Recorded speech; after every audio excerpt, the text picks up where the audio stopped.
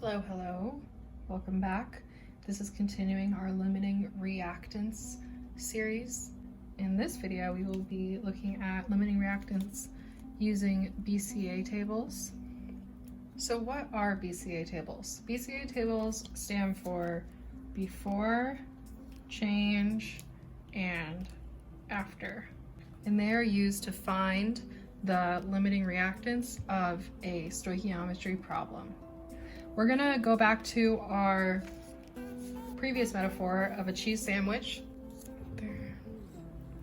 Okay, 1 piece of cheese plus 2 pieces of bread are our reactants, and our products, one product in this case, is 1 sandwich. Just so we can move towards using chemicals and not pieces of bread and pieces of cheese, to abbreviate it as C and B. So it will be 1 cheese is 1C, 2 bread is 2B, and 1 sandwich is being represented as 1B2C, because there are 2 pieces of bread, 1 piece of cheese, and overall that makes 1 sandwich. So 1 is our coefficient. I'm going to remove this, but just know that this is what that stands for. Here's our balanced reaction that we are going to be using. Here is our first question.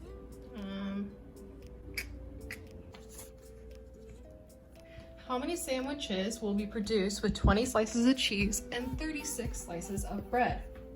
Let's establish our BCA table. For line, here is my change, and then I'll put my after down here. Looks like I will start with 20 pieces of cheese, so 20C.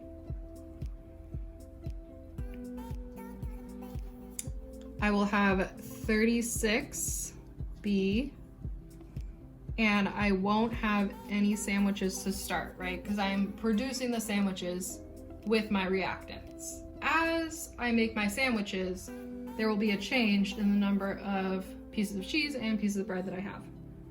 So now you really should know what your ratio is. You should be very familiar with how many pieces of cheese and how many pieces of bread you need to combine to make 1 sandwich. Let's start out with our first reactant, our pieces of cheese. So if I use up 20 pieces of cheese, I end up with 0. For every 1 piece of cheese, it looks like I have 2 pieces of bread that I need to use. And 20 times 2, I'm multiplying this because that is the ratio of cheese to bread. And I want to look at the change in my amount of bread will be combined with the pieces of cheese in order to make the sandwich. Okay, so 20 times 2 is 40 pieces of bread. I've run into a problem here. I don't have 40 pieces of bread. I only have 36. You know, I could only get 3 loaves, couldn't get any more. So here we are sitting with 36 pieces of bread. So that won't work. I know that reaction won't proceed. Let's try it with the other reactant. So we're looking at the other reactant here, which is the bread. So if I subtract the 36 pieces of bread, and I end up with 0,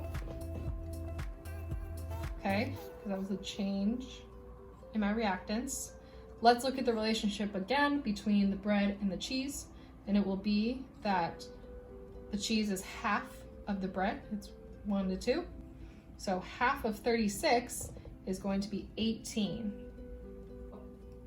I used up all my bread, 36 pieces of bread, and then in turn, according to the molar ratio of bread being double the amount of cheese that I need, I cut this in half and I end up with 2 cheese. And then looking at my products, it looks like I'm going to actually add 36B and 18C. Remember, because both sides need to balance out. So if I'm adding 36 pieces of bread and 18 pieces of cheese, I can look at my molar ratio again and know that there's a 1-to-1 ratio for my cheese and my sandwiches. Or I could just look at and see that there's a 2-to-1 ratio for my bread and my sandwiches. Either one would work, and both of them would end up telling you that you produced 18 sandwiches. One more thing is I want to establish the limiting reactant. So with the limiting reactant, it's the reactant that reached zero first. If you are not sure about the definition of a limiting reactant, please watch the previous video. We can look at our after section of our BCA table and see which reactant ran out first, which one reached zero first, and it was the bread. The bread limiting reactant. In turn, which reactant was in excess?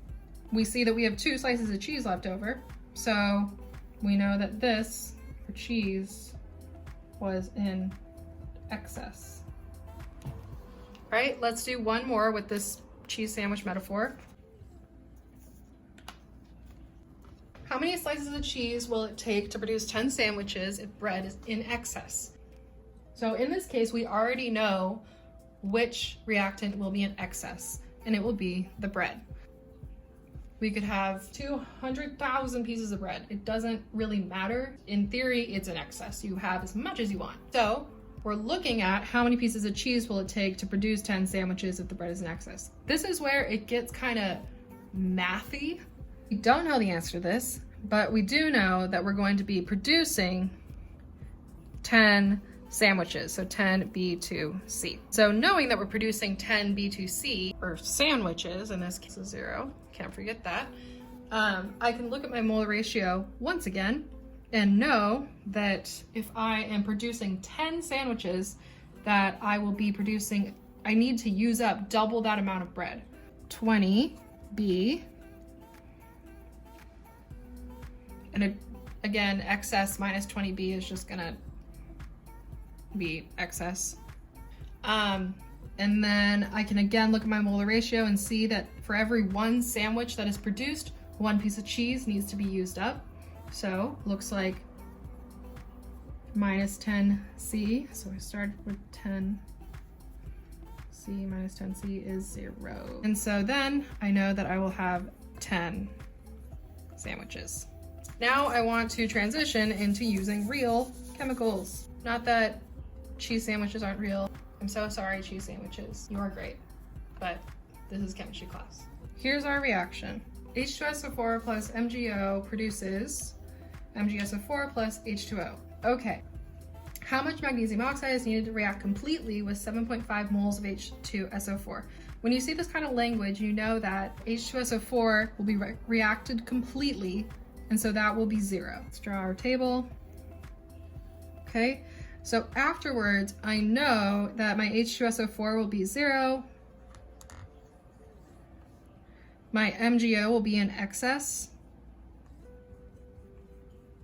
And it starts in excess. My products will be 0 and 0. And I start with 7.5 moles of H2SO4. Okay? And I'm going to be subtracting 7.5 moles, so that's my change of H2SO4, and I still don't know how much MgO is needed to react completely. And so this is where I would start to try to fill in the blanks.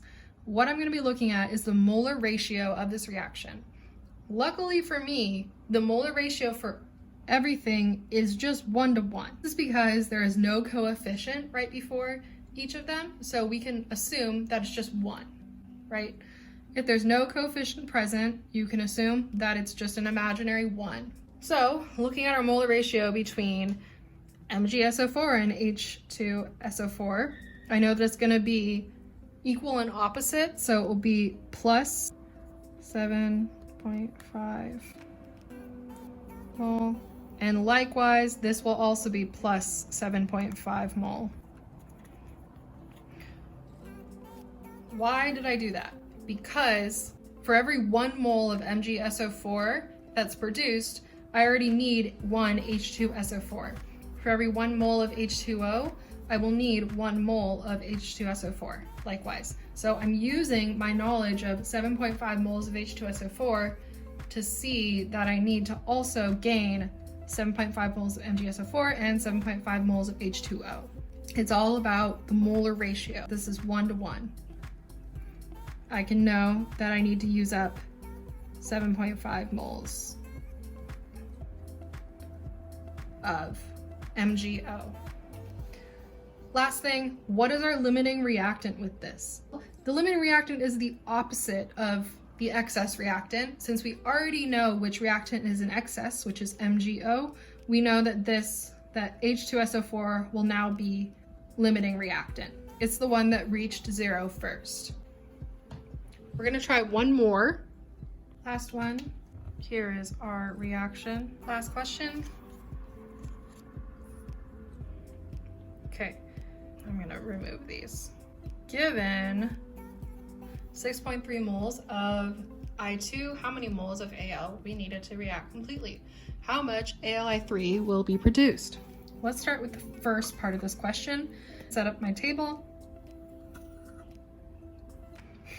Given 6.3 moles of I2, 6.3 moles of I2, how many moles of aluminum will be needed to react completely? So if I am losing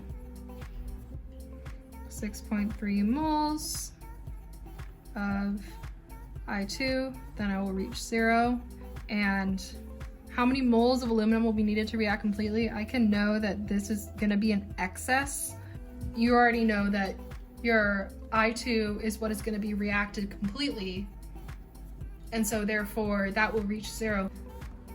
Excess of aluminum, and it looks like according to my mole ratio, I have a 3:2 relationship. So for every 3 moles of I2 that are reacted, 2 moles of aluminum also need to be reacted. 2/3 of 6.3 is 4.2.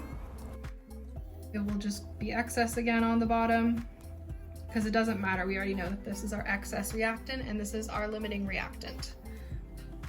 Okay, it's the one that reached 0 first. Now let's look at the second part of this question. How much AlI3 will be produced?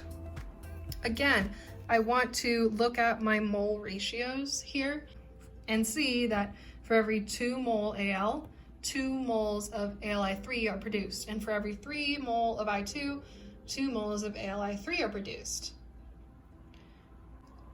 Just using my molar ratios, I start with 0 product, and I can see that 2:2 will be a 1:1 ratio, and add 4.2 moles of AlI3.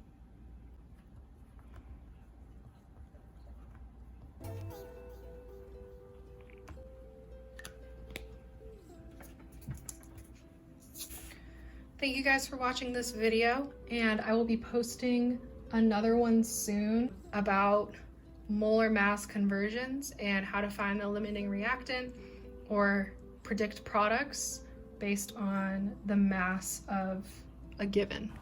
So I will see you then.